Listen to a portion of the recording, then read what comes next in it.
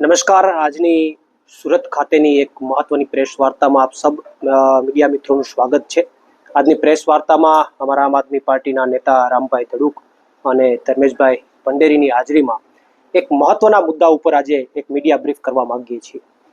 જે વરસાદના પાણીના કારણે જે પૂરની સ્થિતિનું જે સર્જન થયું, સુરત હોય, નવસારી હોય, વલસાડ હોય અને આખા જે કે દક્ષિણ ગુજરાતના જે અમુક ભાગોની અંદર જે પરિસ્થિતિનું નિર્માણ થયું, એ પરિસ્થિતિ ખૂબ જ અત્યંત ભયજનક હતી. અનેક પરિવારો એ પોતાના દીકરાઓ ગુમાવ્યા છે, પોતાના પરિવારના સભ્યોને ગુમાવ્યા છે. અંદાજિત 50થી વધારે લોકોના મૃત્યુ આ ઘટનામાં થઈ ચૂક્યા છે. આ બહુ મહત્વની, બહુ ગંભીર બાબત છે કે જે હજી સુધી ગુજરાતના લોકોને, ઘણા બધા લોકો આનાથી વાકેફ પણ નથી કે આ પૂરની સ્થિતિમાં સરકારની નિષ્ફળતાના કારણે, સરકારના અણાવડતના કારણે પ્રી મોન્સૂન કામગીરી જે થવી જોઈએ માત્ર કાગળ ઉપર થઈ હોવાના કારણે આજે 50થી વધારે પરિવારોએ પોતાના સ્વજનોને ગુમાવવાનો વારો આવ્યો છે. અને એટલા માટે આજે હું પોતે વલસાડની અંદર જે પરિવારોએ પોતાના સભ્યોને ગુમાવ્યા છે એમની મુલાકાત માટે હું ગયો હતો. એમાંથી એક પરિવાર, એક માતા, અમે ત્યાં એમને મળવા ગયા, એમને સાંત્વના આપવા ગયા તો એમને જોઈને અમારી આંખોમાંથી પણ આંસુ આવી ગયા. એમણે એવું કીધું કે 35 વર્ષનો એક જ દીકરો હતો મારી પાસે. હવે પરિવારમાં કોઈ નથી, હું એક જ છું. ગીતાબેન એનું નામ હતું.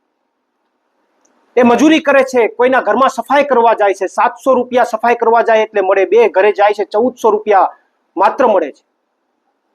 એનો દીકરો હતો તો એનું કહેવાનું હતું કે મારો આધાર હતો, પણ પાણી ભરાવાના કારણે એનો દીકરો એને બચાવવા ગયો અને ગીતાબેન તો બચી ગયા પણ એનો દીકરો ન બચી શક્યો. 35 વર્ષના દીકરાને ગુમાવવાનો વારો આજે ગીતાબેનને આવ્યો છે અને એ કેટલું દુઃખ હશે, કેટલી પીડા હશે એ તો એમને ખબર છે. તો આજે પરિવારોને હું મળીને આવ્યો છું, એને સાંત્વના આપીને આવ્યો છું.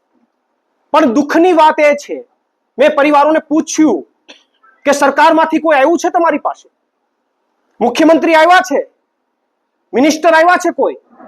એમણે એવું કીધું કે કોઈ નથી આવ્યું, તમે પેલા અમારા દરવાજે ચડી ગયા છો, બાકી કોઈ નથી આવ્યું. તો મારે સરકારને પ્રશ્ન પૂછવો છે કે તમે જ્યારે ત્યારે કોઈ પણ વાત આવે એટલે ત્યારે વાતો કરતા હોય કે મૃદુ અને મક્કમ મુખ્યમંત્રી. મૃદુની વ્યાખ્યા શું? હું મુખ્યમંત્રીને પૂછવા માંગુ છું, ભાજપને પૂછવા માંગુ છું, મૃદુની વ્યાખ્યા શું? તમે હકીકતમાં જો મૃદુ હોય તો આ જે પરિવારોએ દીકરા ગુમાવ્યા છે, જે પરિવારોએ સ્વજનો ગુમાવ્યા છે, ત્યાં કેમ ન ગયા? ત્યાં કેમ સાંત્વના આપવા ન ગયા? તમારા ભાજપના પ્રદેશ પ્રમુખ જગદીશ વિશ્વકર્મા ખાલી એમને મુલાકાત માટે 2-5 જગ્યાએ ગયા, વલસાડ ક્યાંય ન ગયા. જે લોકોના મૃત્યુ થયા ત્યાં કોઈ જગ્યાએ ન ગયા. તો શા માટે નહીં? તમારે કોઈ તમારા ફંક્શન હોય તો ત્યાં તો બધા હાજર થઈ જાવ છો. આજે ગુજરાતના લોકોના મૃત્યુ થયા છે, પોતાના દીકરા ગુમાવ્યા છે, તો ત્યાં કેમ નહીં? આ પ્રશ્ન મારે ગુજરાતની ભાજપ સરકારને કરવો છે. અને આ જે પરિસ્થિતિ બની છે ભાજપના કારણે બની છે. કારણ કે દરેક વખતે મહાનગરપાલિકા, નગરપાલિકા અને જિલ્લાઓની અંદર પ્રી મોન્સૂનની કામગીરી કાગળ ઉપર થાય છે. ચા પાણી નાસ્તાના ખર્ચાઓ ગણાઈ જાય છે. જો વાસ્તવમાં રિયલ કામગીરી જો પ્રી મોન્સૂનની થતી હોય તો આ પરિસ્થિતિનું નિર્માણ ન થાય. ખાડીઓની આસપાસ દબાણ થઈ ગયા છે. જે કંઈ પણ સિટીની અંદર જે કંઈ પણ ખાડીઓને ડાયવર્ટ કરવાની વાત છે, ધર્મેશભાઈ અને ઘણા લોકોએ સજેશન આપ્યા છે, છતાં એમાં કોઈ કામગીરી નથી થતી. એને સફાઈ કરવાની વાત છે તો સફાઈ નથી થતી. એના નામે કરોડો રૂપિયા ઉઘરાવાઈ જાય છે, બિલ ફાટી જાય છે, પણ કામ નથી થતું.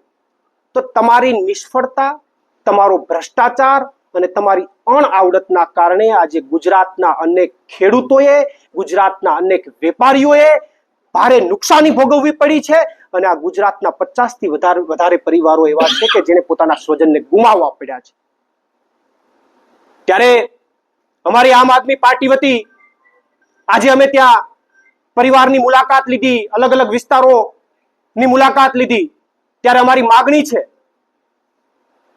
કે આ તમામ જગ્યાએ તાત્કાલિક ધોરણે સર્વે કરી અને જે નુકસાની ગઈ છે, કોઈને ઘરમાં નુકસાની ગઈ, કોઈને દુકાનમાં નુકસાની ગઈ, કોઈને ફેક્ટરીમાં નુકસાની ગઈ, કોઈને ખેતીમાં નુકસાની ગઈ, આ તમામને નુકસાનીની તાત્કાલિક ધોરણે સહાય ચૂકવવામાં આવે અને જે પરિવારોએ એમના સ્વજનો ગુમાવ્યા છે, જે પરિવારોએ એમના સ્વજનો ગુમાવ્યા છે, એ પરિવારને તાત્કાલિક ધોરણે 1 કરોડની સહાય ચૂકવવામાં આવે એવી આમ આદમી પાર્ટી વતી સરકાર પાસે માંગણી છે.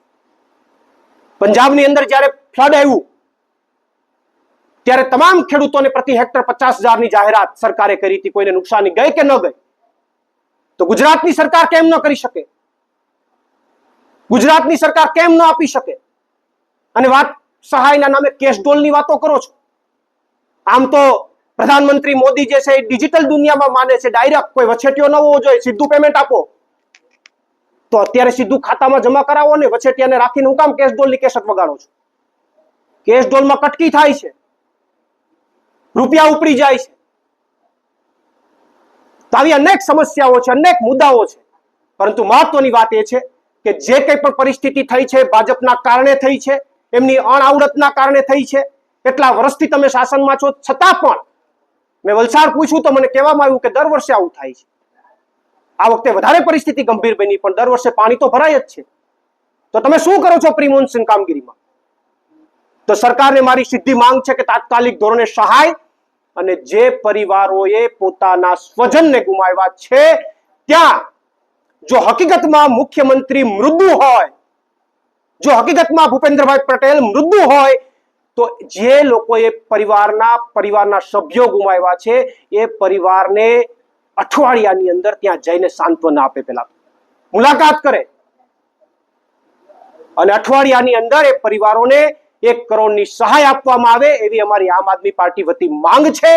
જો આ દિશાની અંદર સરકાર ગંભીરતાથી પગલાં નહીં લે તો આમ આદમી પાર્ટી આ મુદ્દાઓની અંદર આવનારા દિવસોમાં ગાંધી ચિંધ્યા મુદ્દે લોક આંદોલન કરશે. આભાર. આપનો કોઈ પ્રશ્ન હોય તો લઈ શકો.